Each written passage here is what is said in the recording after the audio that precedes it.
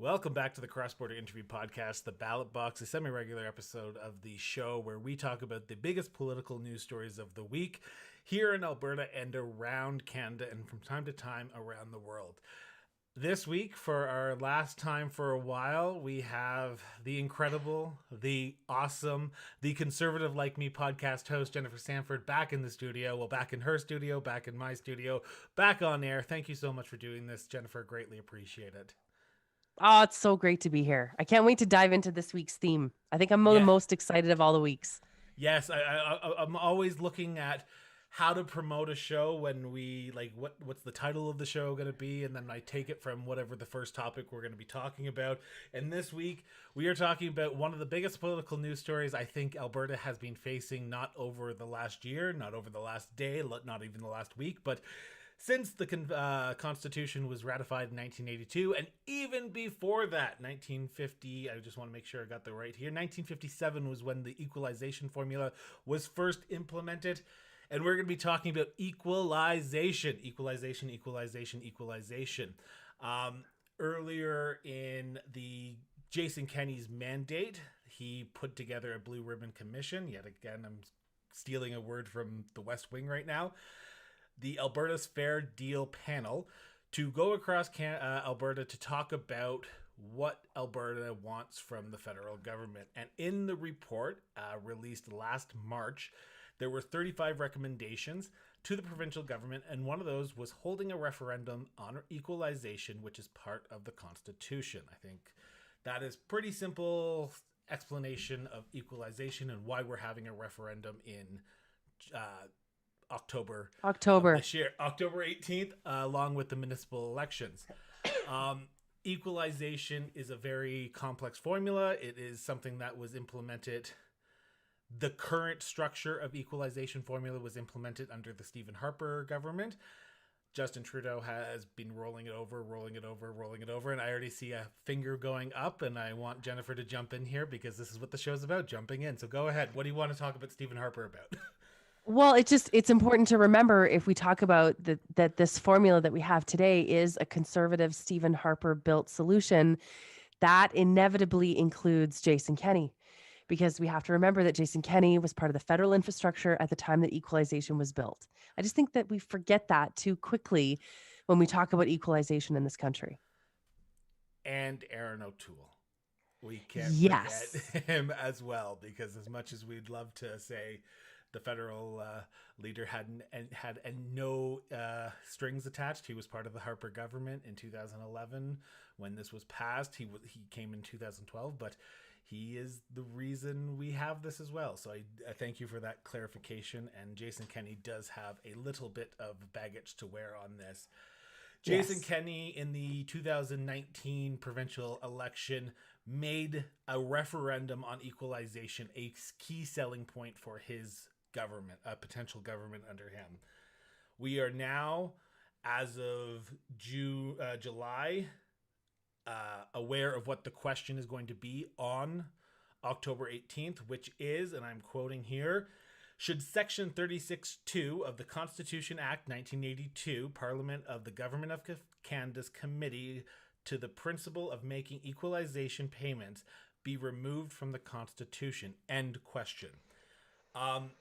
Anyone who has not read the Constitution probably could not tell you that the equalization payment formula was part of it, or the fact that it was Section 36(2). This is a very pointed question.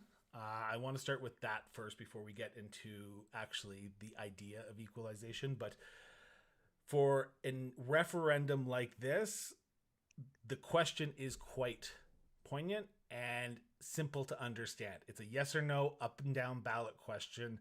And I think it was smart for him to make it so simple. What about you? This is such a fool's errand, this whole thing. I just like how you're like, let's talk about the question and then we'll talk about, I can't extrapolate the two. Let's talk about, let's go into this, because I can see where Jason Kenney's pissed off at equalization payments.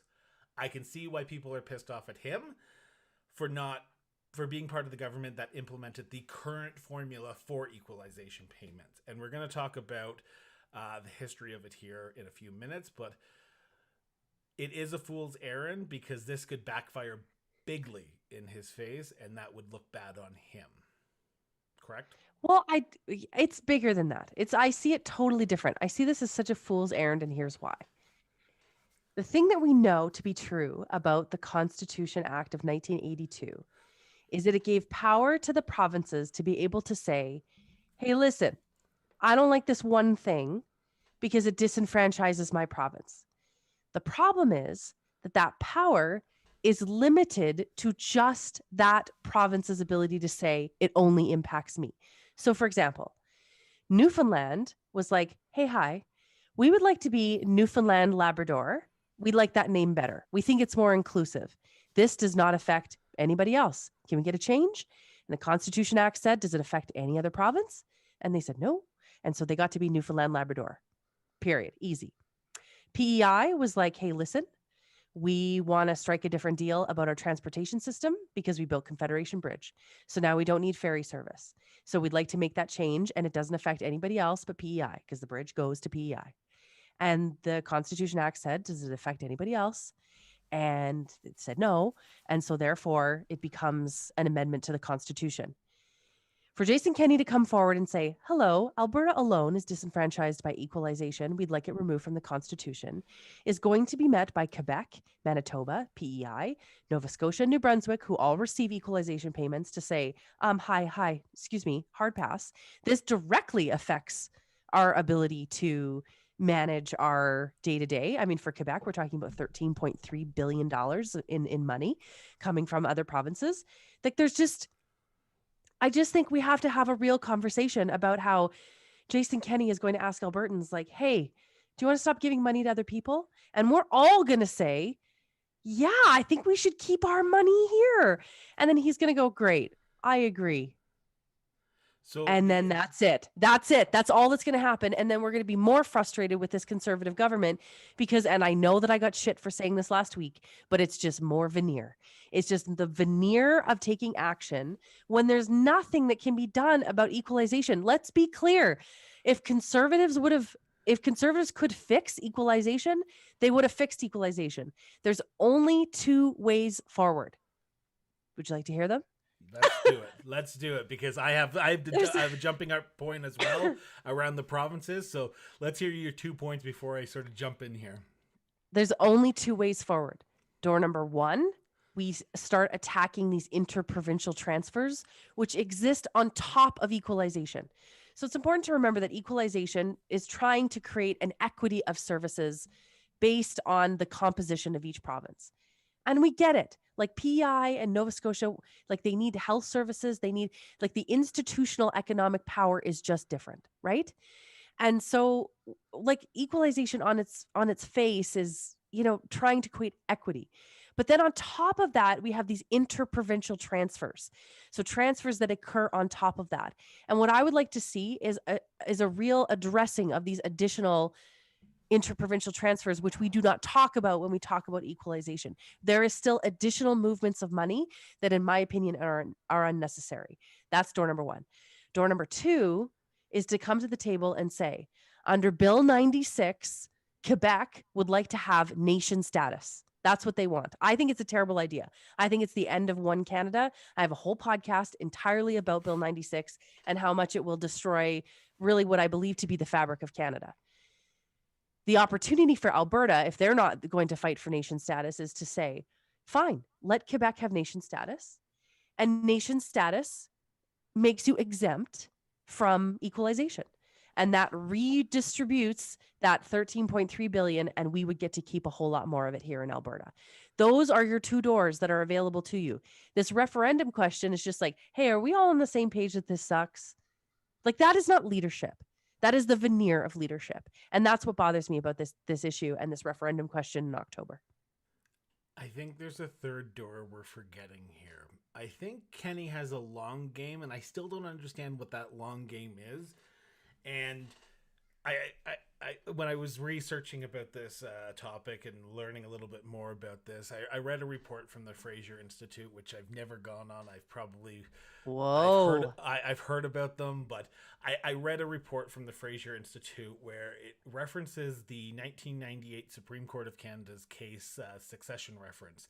If a clear majority of Quebec voters in the 1995 or any future Quebec referendum would vote in favor of a clear question to separate from Canada, other governments would have to have a duty to negotiate in good faith. This is how Jason Kenney is going to win this. He already has 5 other provinces: British Columbia, Saskatchewan, Ontario, who want changes to this referendum. New Brunswick, which we're going to be talking about here in a few minutes, I know they are one of the provinces currently getting funding, but a former premier, Sean Graham, former Liberal premier a few terms ago, announced that by 2026, the province of New Brunswick would no longer be receiving equalization payments. So I would say that New Brunswick is probably going to be on that list as well. And Newfoundland as well. Newfoundland as well. Sorry, correct. A lot of provinces right now are pissed off at Quebec. Really pissed off at Quebec. Particularly with a potential election coming up, there's going to be a lot of people pissed off at Quebec because they seem to always get the bigger share of the pie compared to other provinces. So if this referendum comes through, Jason Kenney can look at the other premiers who are pissed off at Quebec or other provinces and say, hey, let's sit down, let's negotiate a fair deal. This takes Trudeau out of the equation because he is now sitting at a table with 13 other territory provinces leaders and saying, hey, I don't think we're getting a fair share. How can we make it a fair share for everyone? And let's take Justin Trudeau out of the equation, because if Jason Kenney hates Justin Trudeau, I don't think there's a bone in anyone's body that will disagree with that statement. And any way that Kenney can overstep Trudeau, he will. So he will say, hey, look, 50 plus 1% of my population wants a better deal. Let's negotiate in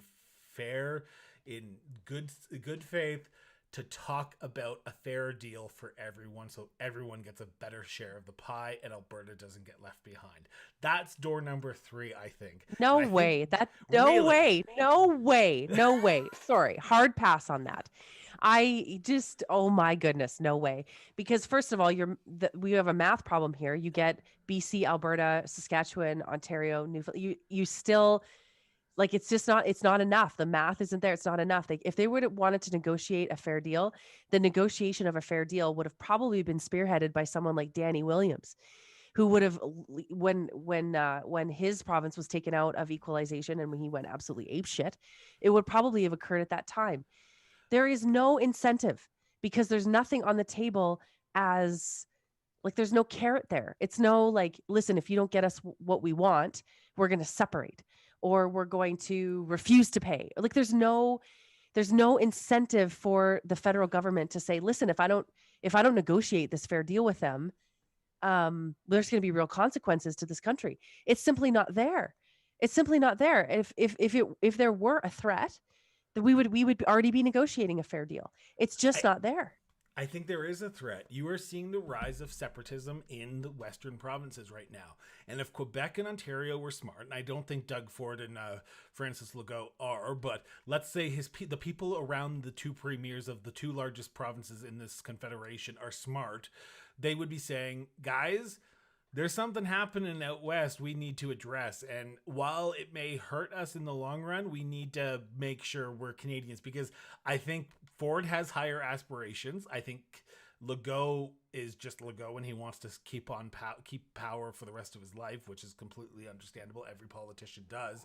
But there are politicians provincially in the premier's chairs who have higher aspirations, and they see the writing on the wall. 11% of people in the latest poll want to separate and go to the Wild Rose Independence Party. Yet again, that's 11%. That means absolutely jack squat, but 11% in a year is a lot. You know what? That's Kenney rebuke. I'm not giving any credibility to that 11%. Listen to me. Listen, if I'm we wanted listening. to have a I'm listening. like, if we wanted to have a real aggressive approach on this, then the question should have been, should Section 36.2 of the Constitution Act of 1982, Canada Parliament and the government of Canada's commitment to the principle of making equalization payments, be removed from the Constitution? And would you be willing to separate from the Confederation if it is not achieved? If you wanted to put your money where your mouth is, then the question should have been far more aggressive to test the will of Albertans. If you're thinking that the will is there. Well, I that's Kenny's smart. Like I Oh, said, whoa, whoa! Be careful. Let that be the soundbite of this episode. exactly. He has higher aspirations. He wants to be prime minister again. He wants to be but he wants to be back in Ottawa being prime minister. This was his 4-year plan: get reelected once and then go back to Ottawa, save the Conservative Party from itself. If he's even talks about separation in a question, in a referendum, if there's a soundbite of him saying, let's think about separation, he's done and he knows it. The provinces around him, BC, Alberta, Saskatchewan, Manitoba, would be looking at Alberta and saying, you're a lost cause. I don't care who you are. This is the carrot. This is the carrot to say, hey guys, we're quelling those separatism, the separatism movement in the Western Canada right now. We need good faith leaders to come to the table and negotiate, because we are not getting that from Canada. Trudeau is fudging this file left, right, and center. If he was smart, he would be saying on the campaign trail, after the election, if re-elected, a Liberal government will commission everyone to get together, all the premiers, to sit down and talk about this issue. Or the finance minister, who's going to be Chrystia Freeland probably, because Mark Carney stepped down, is going to sit down with all the finance ministers and say, how do we make this fair for everyone, and move forward from there. This is the carrot. This is the carrot of saying, hey guys, we're doing it in good faith. We're not trying to be asses. We're not trying to be hard asses here. We are Albertans who are pissed off. How am I taking the more conservative stance on this and you are not? Listen, Chris, I don't want to be hard on you because I love you, but on this issue, you are the president and the CEO of Fantasyland on this issue. Nope. He's going to go on the campaign trail and say, I saved your ass from COVID and gave you $2,000 a month. That's going to be the compelling thing. He's going to say, Alberta's not happy. They've never been happy. I mean, there has to be some resignation here that anybody, east of Manitoba knows that Alberta and Saskatchewan are designed by no other means in Confederation than to be the workhorse of Confederation. Like let's just be honest. I will agree that it is designed to be the workhorse, but at the same time, you have to give a fair shot to every province. No, they don't. No, they don't, because they don't need. No, in theory you do, but look at the way in which we're composed as a country. Like, the election is decided before Albertans are still standing in the voting lines, right? And it's just, there's no incentive to get this equalization right. And I don't even think the incentive is there with Jason Kenney. I think it's just well, I asked a question. I'm doing my bare minimum, and it's not enough. It's not enough. I think we have to go back to the two doors that I presented and either say, if Quebec is going to get nationhood, which it seems like they are, because the federal government's every political leader has said they're up with it, then that's fine. Have nation status, but we won't give you equalization. You can't have your cake and eat it too. And the other piece is to look at these interprovincial transfers. Equalization, trust me, if it was going to get fixed, it would have been fixed under Stephen Harper. And I think Jason Kenney knows that. Let's be honest. He knows it, but let's be honest. At the time, there was a completely different scenario happening in this country. Oil prices were not bad. The economy was going in Alberta. You had a good conservative premier who was supportive of the conservative government, with Ralph Klein, Ed Stelmach, Alison Redford, whoever it was at the time. But you had politicians in Alberta who were cozy with the Conservative Party. You have that now, but you have a Liberal government. Danny Williams as much as he was a progressive conservative of the Newfoundland and Labrador, let's be honest, he was far from a progressive conservative of Newfoundland and Labrador. He was probably a very center candidate, and he went out and said, hey, F you, Stephen Harper, vote anyone but conservative. You do not hear that from Jason Kenney saying, Erin O'Toole is going to be the same as Justin Trudeau. We have to vote for a different party, because Erin O'Toole will get in, and Erin O'Toole will bow down to Jason Kenney and give Jason Kenney whatever he wants. You're conflating this whole issue. Quebec was prepared to separate, and equalization was a way of quelling those emotions. Alberta is not prepared to make those same aggressive moves.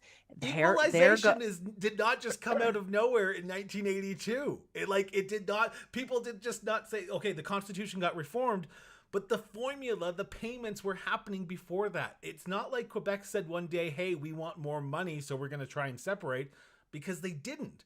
They separated because they were pissed off, like Albertans are. And Albertans are going to get to a point, there's going to be a tipping point, probably in the next 5 years, if rest of Canada doesn't smarten up. And I'm not advocating for separation. Yes, all vocal 11% of them. But it's growing. 11% today. Oh, freaking. I've never seen you this mad. This is I'm honestly concerned that we are going to a potential referendum vote under Paul Hinman, the leader of the Wild Rose Independence Party, in the next 8 years. No. It's not going to happen. Not going to happen. I even wore my Disney shirt to try and be a little bit more behaved today, but I think it's giving me just an extra shot of I don't know, Stitch from Lilo and Stitch, because I am pissed at this whole referendum thing.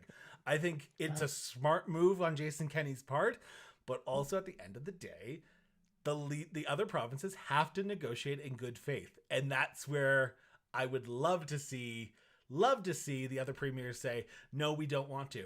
Where's the good faith in that? And at what point do you break into song? Because this is totally not this is totally crazy. Totally crazy. Can we talk about something else? We're never going to agree on this. We're never going to agree on this, but I will talk about one last thing before we move into our other big topic that we have a lot to discuss. Because, why not just choose one hot topic? Let's choose two hot topics of the week. With the succession reference by the Supreme Court of Canada, it does say that if a negotiation around a referendum question like this does happen, the other provinces can make amendments to that question. So that's I'm sure at some point there's the exercising of the notwithstanding. Oh, exactly. Right? Well, exactly. So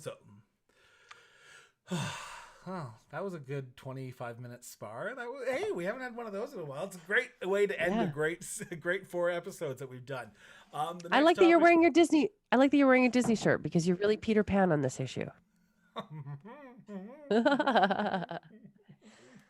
Well, I feel like you're in Narnia right now, because I don't see how you do not see the people who are pissed off in this province. And that's, at the end of the day, that's what it comes down to. People are pissed off, and not just at Justin Trudeau, but at Stephen Harper as well, and Jason Kenney. I was going to say Jason Kenney, but for some reason I slipped and I said Stephen Harper, but Jason Kenney, about this formula. And this is one step to move to get that equalization formula changed to help Albertans, in my opinion.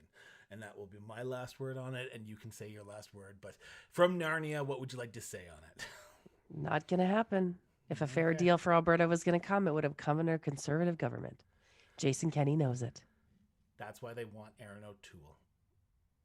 Oh, goodness. All right, what's next? What's next? This is weird when you're trying to tell me what's next. What's next? Next is the big story out of Alberta, another big story out of Alberta, but this one has been 18 months in the making. The end of COVID-19 restrictions and isolations as we know it. I was going to say the end of COVID-19, but to be honest, to be upfront, it's the end of quarantining for people who are sick, mandatory requirements to quarantine. It's the end of contact tracing. It's the end of mass vaccination sites as of August 16th. Some are going to be happening next week, but the big number that we want to look at is August 16th.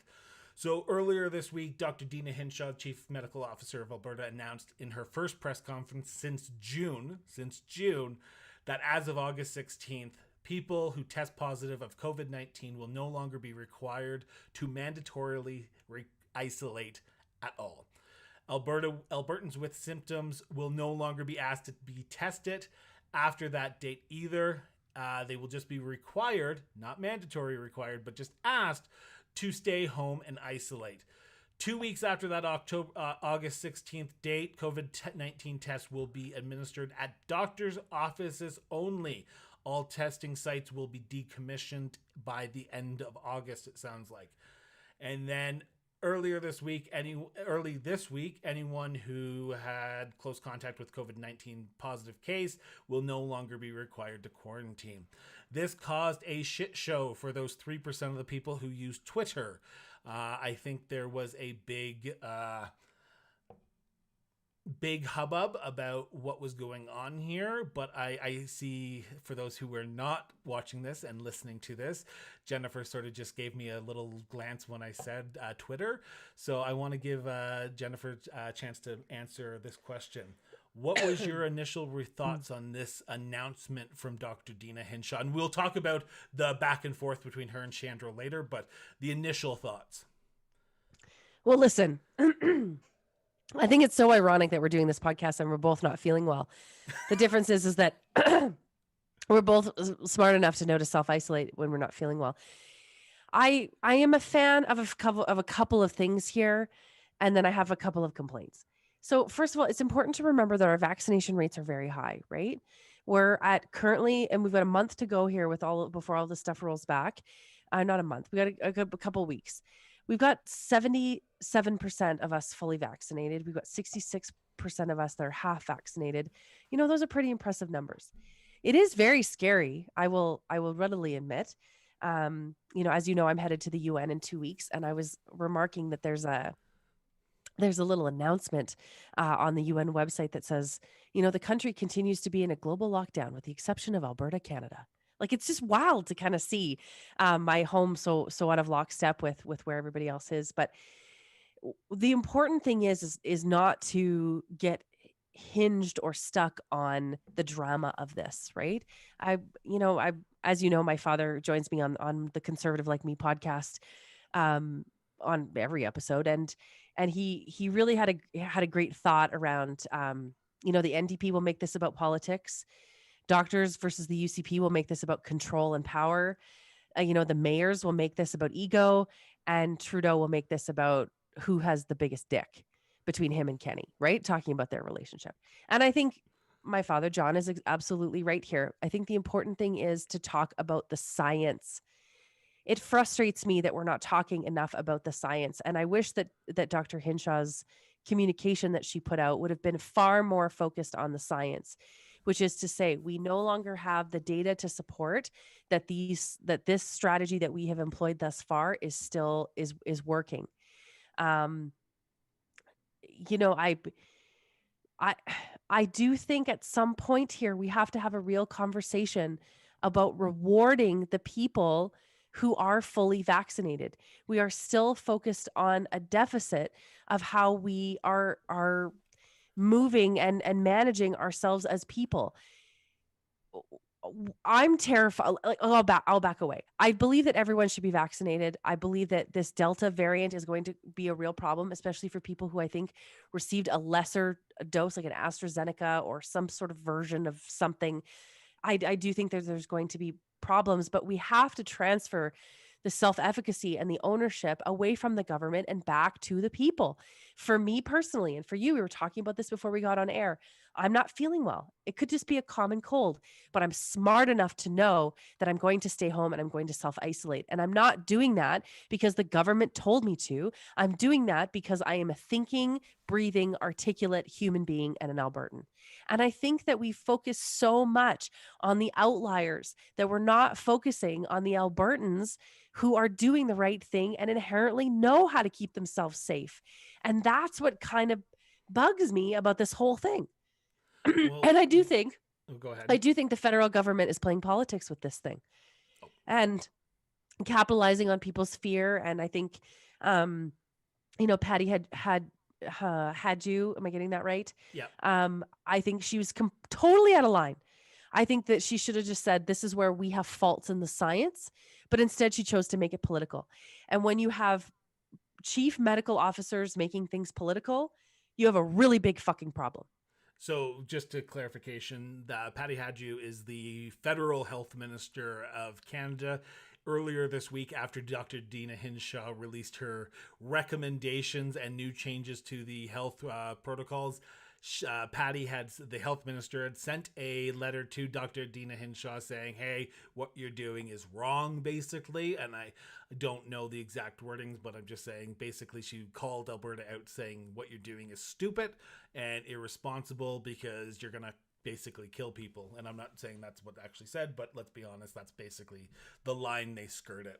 I want to talk about something that you just talked about a few seconds ago, and we weren't going to talk about it, but I'm gonna ask you anyway.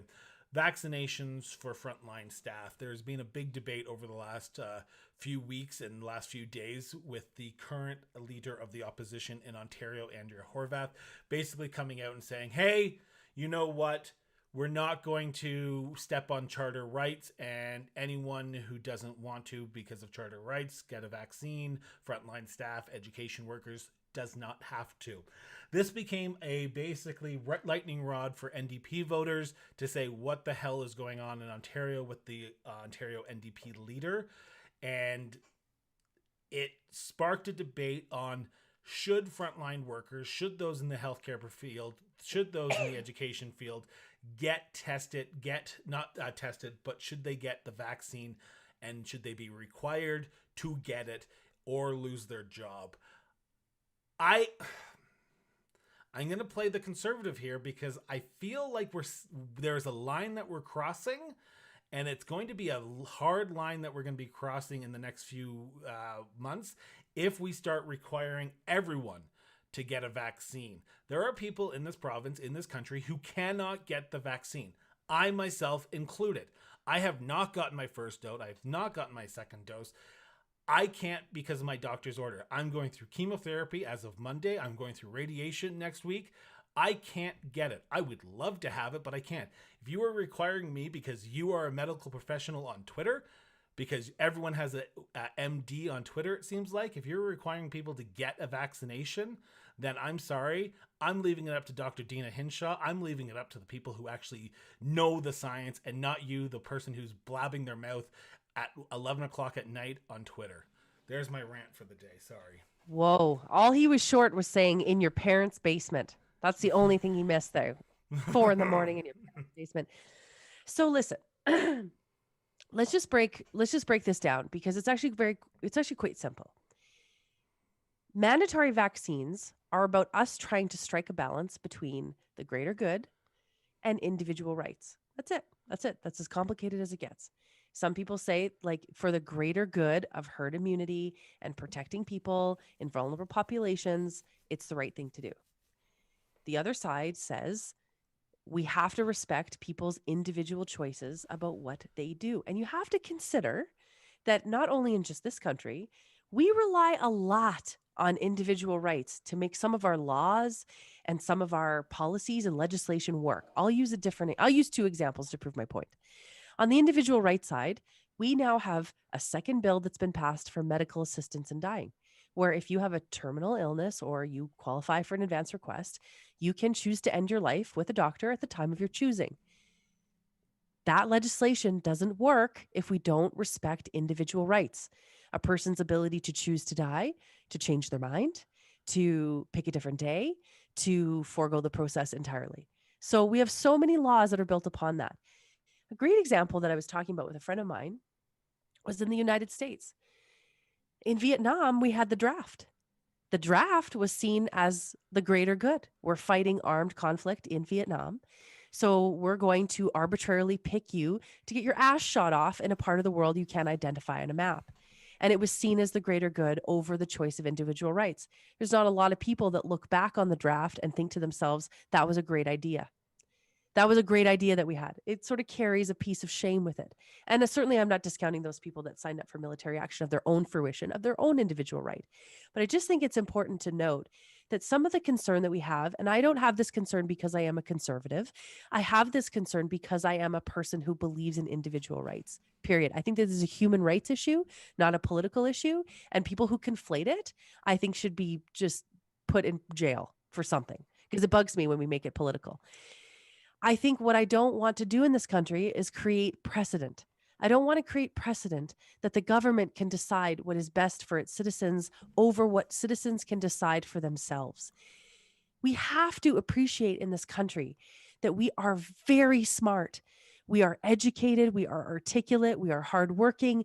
Every day we make hard decisions for ourselves. We can make this decision. And this is what bothered me when they put together the action group, the working group for the vaccine rollout. There were no communicators there.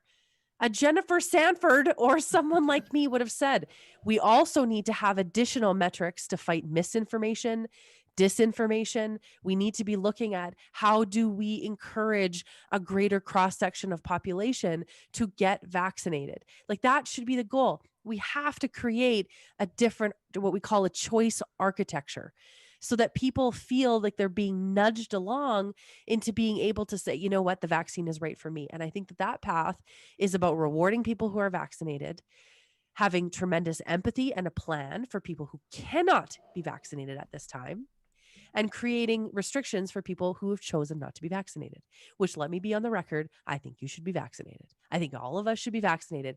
And I'm very happy to hear in your case that you're saying, I can't, but I want to. So we have to have kind of like these three buckets of people.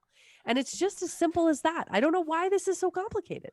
I'm going to play I was going to say devil's advocate, but I want to give respect to the devil on this one. The PPC advocate here. Oh, boy. People's Party of Canada, Maxime Bernier, earlier this week came out and said, hey, I'm not vaccinated. I'm a young, healthy 55-year-old man, or however old he is, and I'm not going to get vaccinated because I have the individual right to get vaccinated or not. How do you, as someone who believes in individual right, say everyone should get vaccinated, but also, if you don't want to get vaccinated, you don't have to, because it's your individual right to get vaccinated?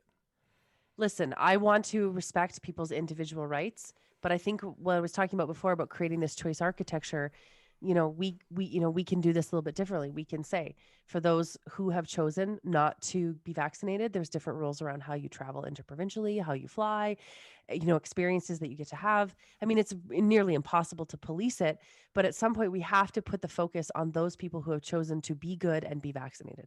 We have to start rewarding people who have done the work to vaccinate. I look at my own family. We self-isolated, we stayed apart, we got vaccinated as soon as we could. We followed all the health restrictions. We wore masks, even though it was miserable. We hated it. We did it. And at some point, that behavior needs to be rewarded. Now, the fact of information and data, which brings us really all the way back to Dr. Hinshaw, really matters here. Maxime Bernier doesn't want to be vaccinated because he's misinformed. He's misinformed that just because he's healthy doesn't mean he won't die from COVID. Right? Just like people who have said I've been fully vaxxed, I can't get COVID. Yes, you can. People every day are getting the Delta variant, right? So I think that we have to really understand the difference between respecting individual rights and also dealing with people who are aligning data and information to serve their purposes. Like that needs to be addressed. And I would like to see Deanna Hinshaw, as part of that announcement, have said, we have a lot of disinformation that still exists. And we're going to be focused on that as well. Like, medical disinformation is going to be a huge issue moving forward. We're going to have other problems with this. right? Remember once upon a time we used to put butter on a burn? Like we're always evolving around the best way to help ourselves, right? But on this case, why were there no communicators? Why were there no people who understand the human dynamic of how information is received and correlated, included in the vaccine rollout program? Why were those Uh, people not included? because we have a graphic designer as our health minister federally, and Oh that's boy. There it too soon. is. Too soon. Too soon. Too soon. Too soon. No, it's just right on tap. That's right on time, actually.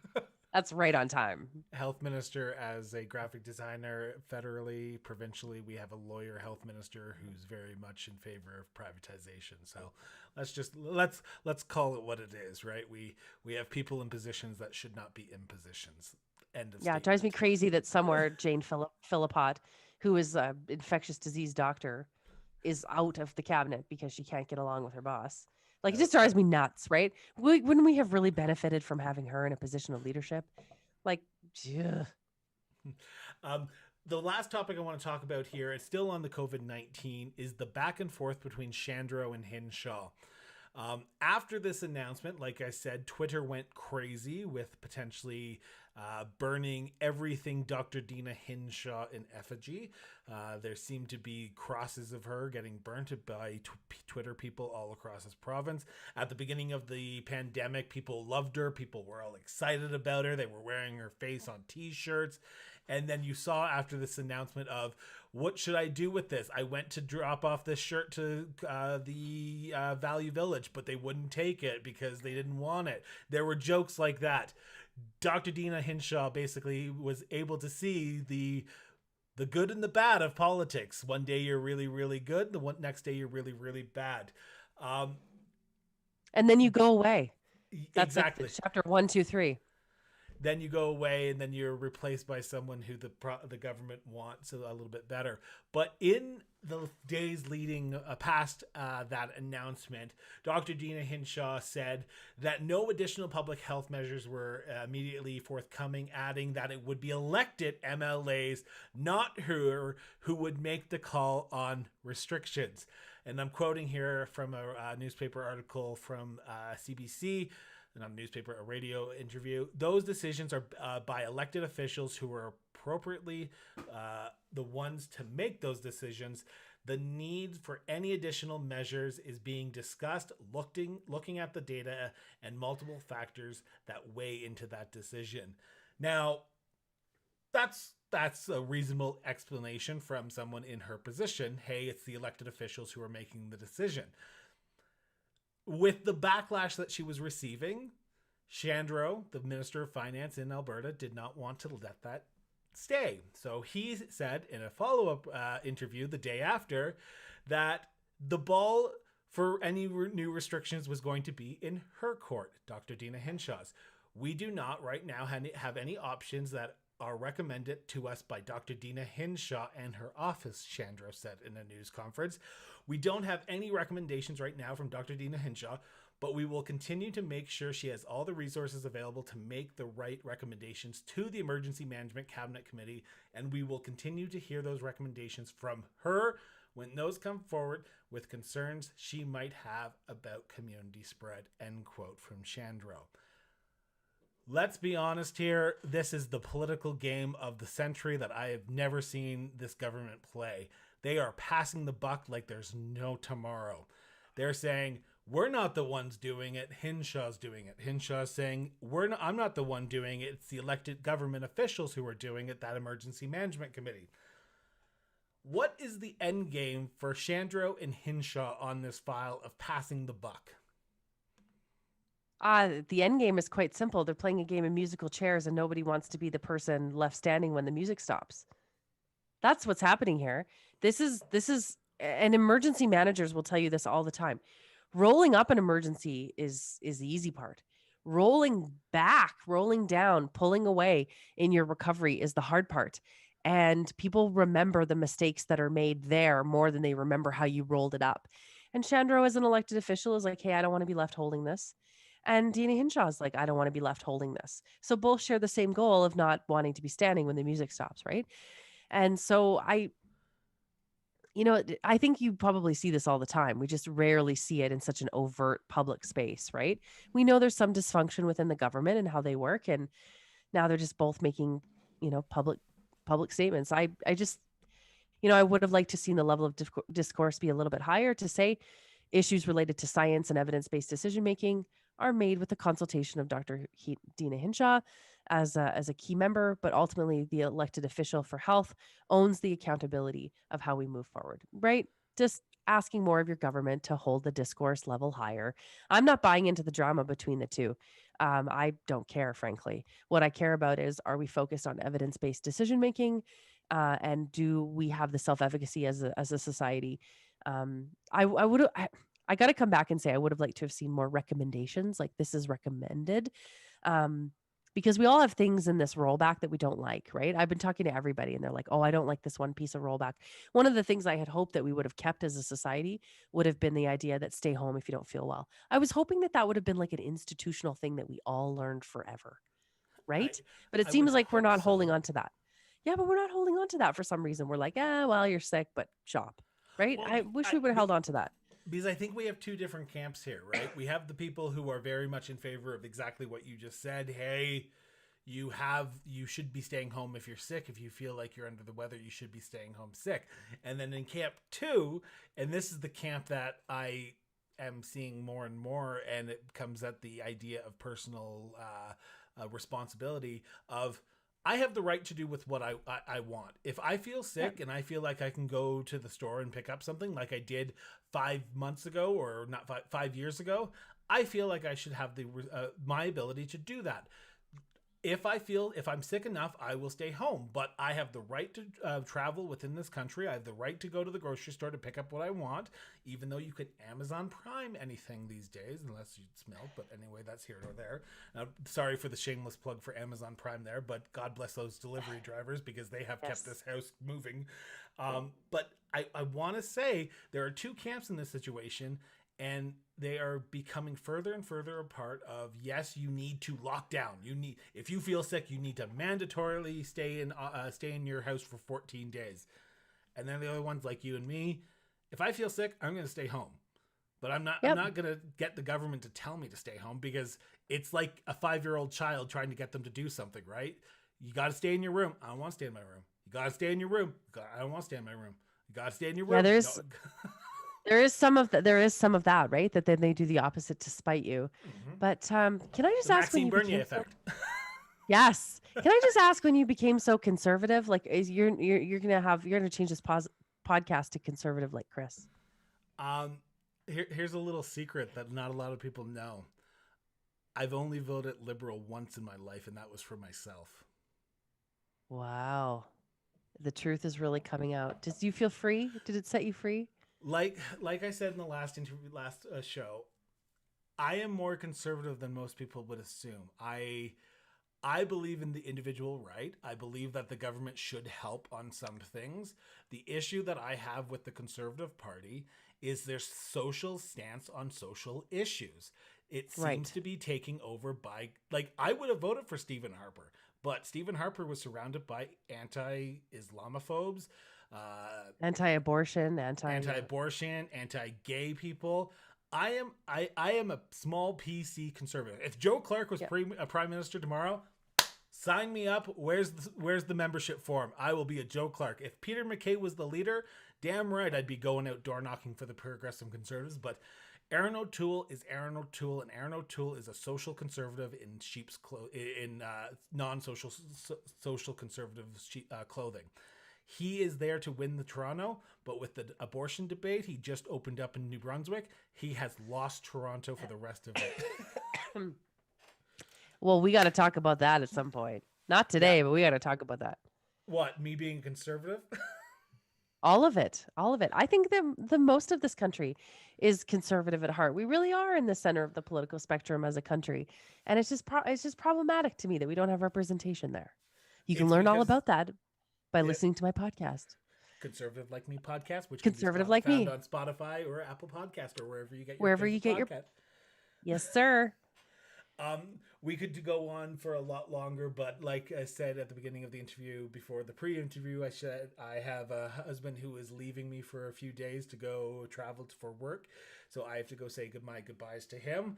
But Jennifer, thank you so much for this fun, actually engaging, sparring debate, which we have not had in a long time. Yeah, I'm so sorry you're so wrong on so many issues, but thanks for having me.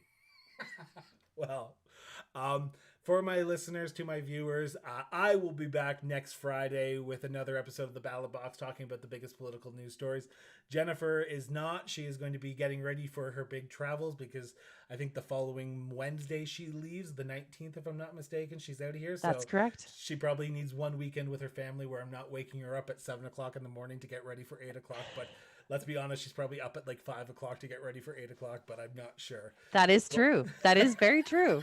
That's very true. Jennifer, these have been an amazing last 4 weeks. I'm looking forward to when this is how live we are right now. Canada just won gold. Hey, go Canada in soccer against Sweden. So good for Canada. That is the best way to end a show. Absolutely.